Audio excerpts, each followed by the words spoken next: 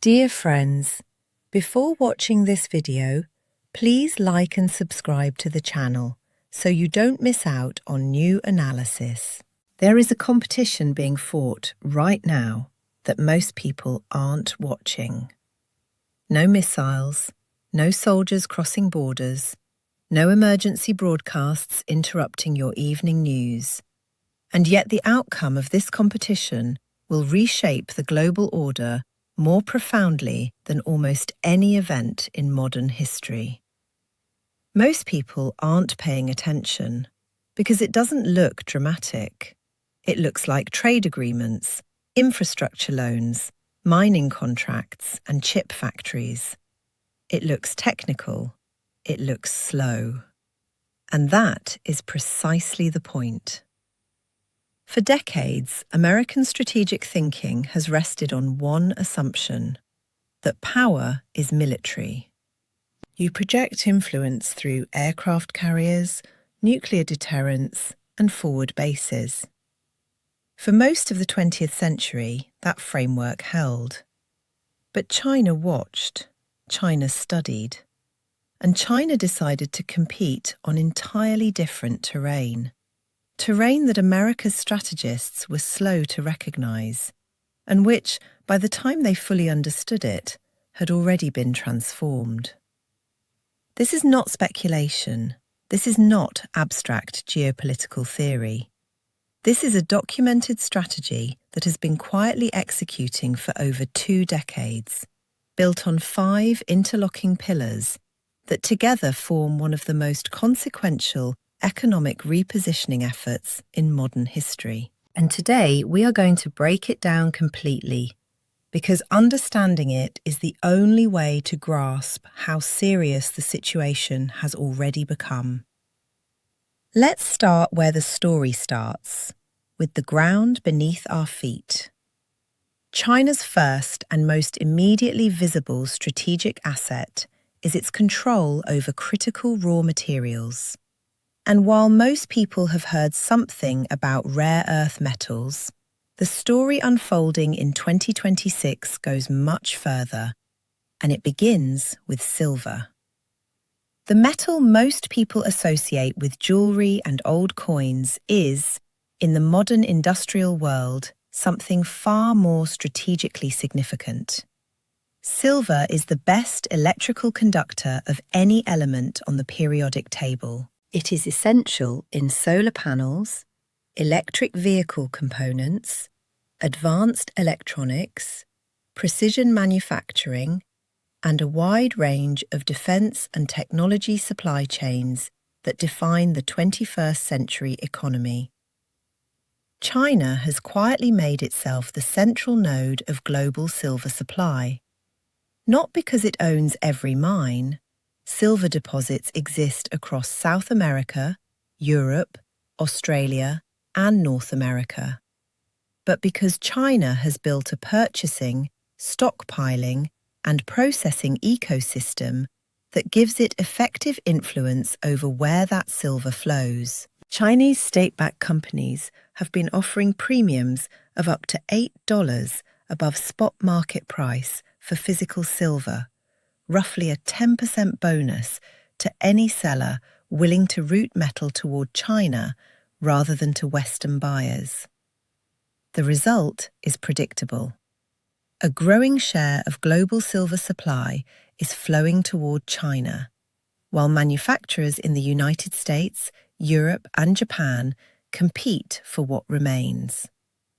In late 2025, Beijing formalised what had already been happening in practice. It restricted silver exports, reclassified the metal as a strategic material, placing it in the same regulatory category as rare earth elements, and designated which companies were permitted to sell silver internationally.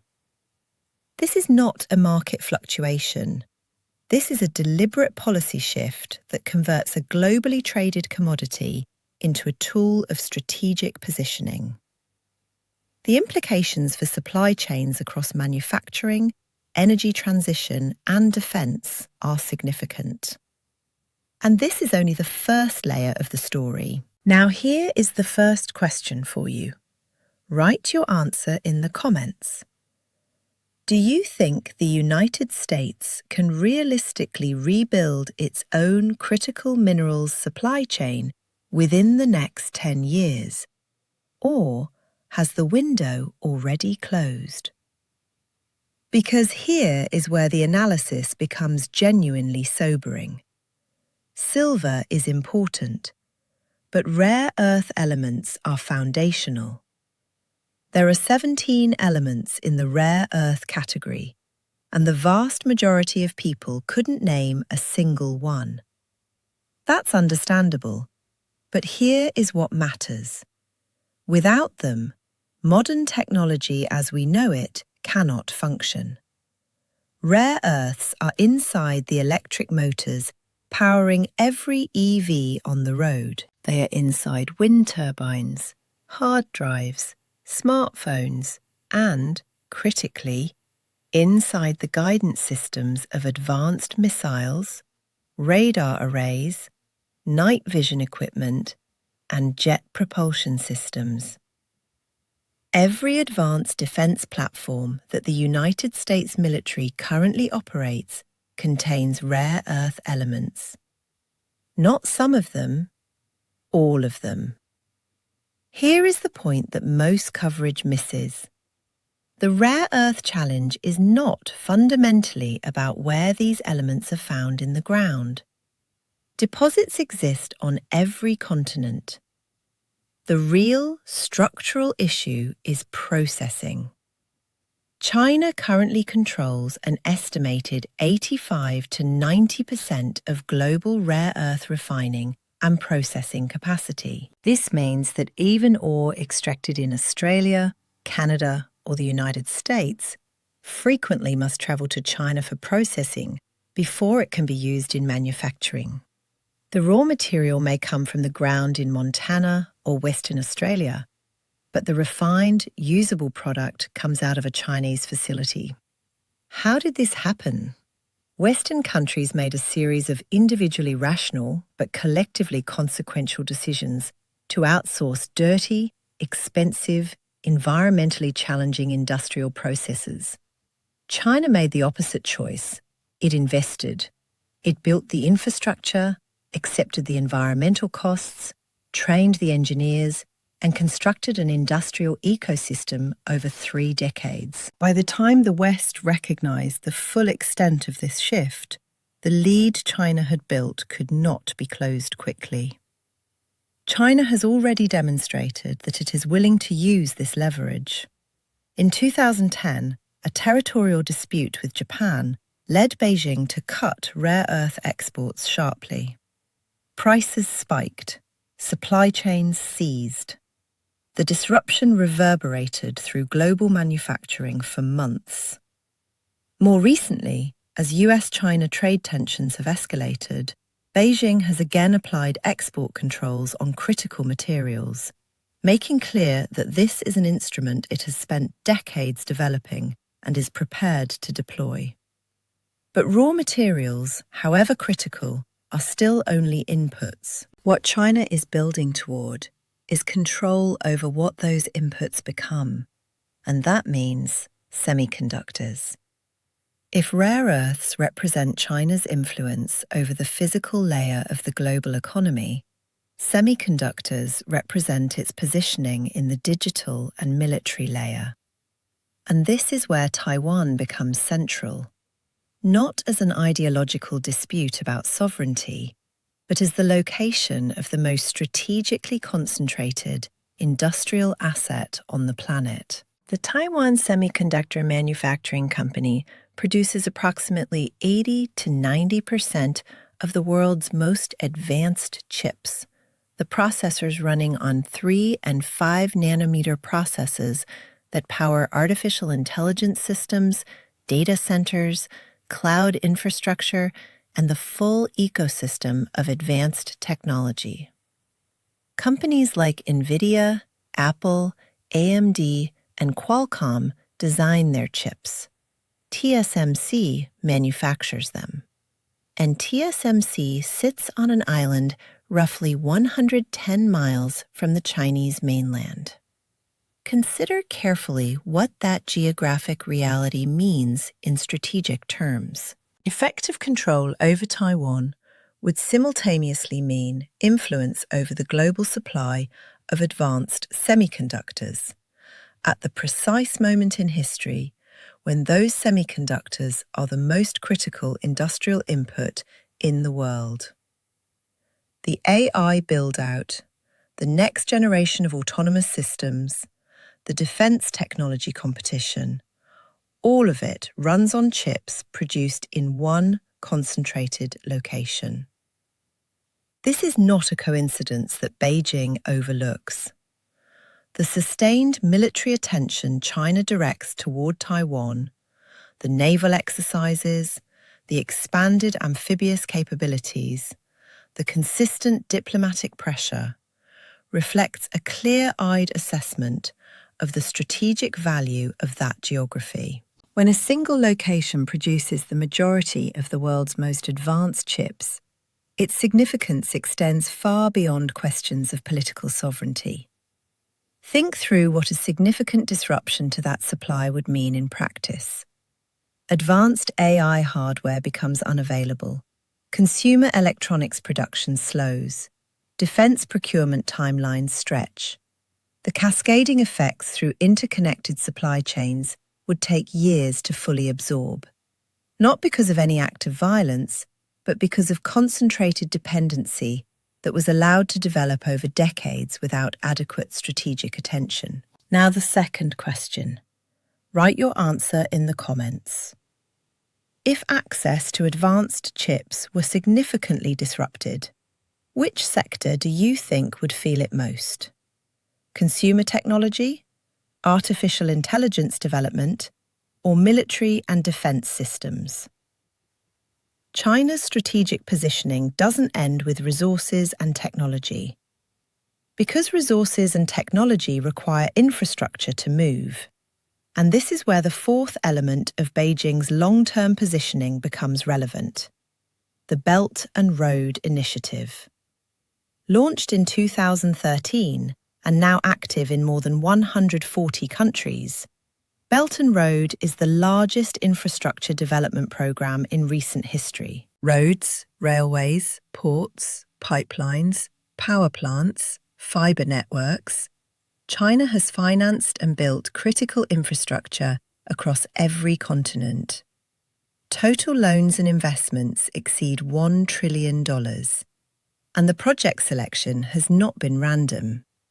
Belt and Road projects are disproportionately concentrated at strategic points: deep water ports on major shipping lanes, railway corridors connecting resource-rich inland regions to export terminals, energy infrastructure in geopolitically sensitive corridors. The pattern reflects a coherent logic. Whoever influences the physical infrastructure through which trade moves acquires durable positioning that outlasts any individual transaction or political moment. The approach works because it offers something genuinely valuable. Roads get built, ports get expanded, power reaches communities that previously had none. The infrastructure is real, and in many cases, the economic benefits are real. But embedded within each project is a dependency relationship: financial, operational, and ultimately political, that gives Beijing influence it could not have acquired through conventional diplomacy. Chinese state companies don't just build these projects, they finance them, staff them, and in many cases operate them for extended periods. And when a country finds its debt service becoming difficult to sustain, the contractual terms embedded in the original agreements create structured outcomes. The case of Hambantota Port in Sri Lanka illustrates this dynamic clearly. Sri Lanka sought to develop a deep water port on a major Indian Ocean shipping route.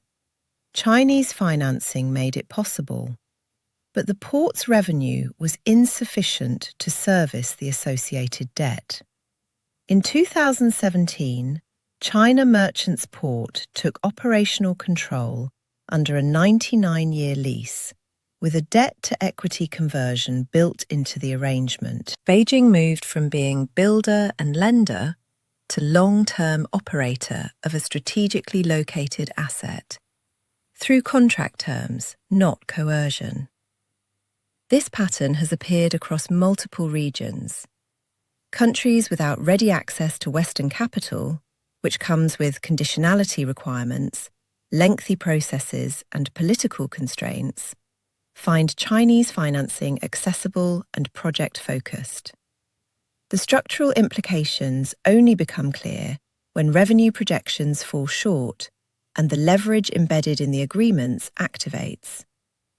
Over time, this creates a growing network of countries whose political margin for maneuver is shaped, in part, by their financial relationship with Beijing. They remain sovereign, they continue to participate in international institutions, but their capacity to take positions that conflict with Chinese interests narrows gradually. In a world where geopolitical outcomes depend significantly on coalition building and multilateral positioning, this matters enormously. The United States recognizes this. Competing programs have been launched: the Partnership for Global Infrastructure and Investment, significant CHIPS Act commitments, accelerated rare earth processing investments. These efforts are real and not without consequence. But China spent 2 decades constructing this network. The scale, speed, and consistency of the Chinese program represents a structural lead that cannot be reversed through a single policy cycle or budget allocation. And this is where the full picture comes into focus, because these 5 elements do not function independently. They reinforce each other in ways that compound their individual effects. Control over raw materials creates dependency on China for essential industrial inputs. Control over processing makes that dependency structural. It's not just about where minerals are, it's about where the industrial capability to transform them lives. Influence over semiconductor geography extends structural dependency into the most consequential technological domain of the coming decades. Belt and Road infrastructure embeds China into the operating layer of dozens of economies, and debt creates the binding mechanism that connects the entire architecture. Viewed together, this is not opportunistic competition. It is a deliberate, decades-long strategy to position China as the central node in every critical network of the global economy, to make Beijing the hub through which resources flow, through which goods are manufactured, through which commerce moves, and through which financial obligations run. Once a country occupies that position, explicit pressure becomes largely unnecessary. The structural dependencies do the work. The United States is responding with genuine urgency and substantial resources. Semiconductor manufacturing incentives, rare earth processing development, tariffs, export controls, alternative supply chain construction. The political will unusually spans party lines. The effort is serious. But even under favourable conditions, meaningful structural change in these domains takes a decade or more. A semiconductor fabrication facility takes 3 to 5 years to build before it produces its first chip. A rare earth processing operation at industrial scale requires capital, infrastructure, regulatory frameworks, and a specialised workforce that doesn't currently exist at the necessary scale in the United States. Economic supply chains don't redeploy the way military assets do. The inertia of decades of integrated global production doesn't reverse through policy announcements, and this creates the asymmetry that defines the current moment. In a scenario where conditions deteriorate sharply, whether around Taiwan, through an escalating trade conflict, through a global economic downturn, or through any number of other potential stress events, Beijing holds options that are difficult to counter quickly.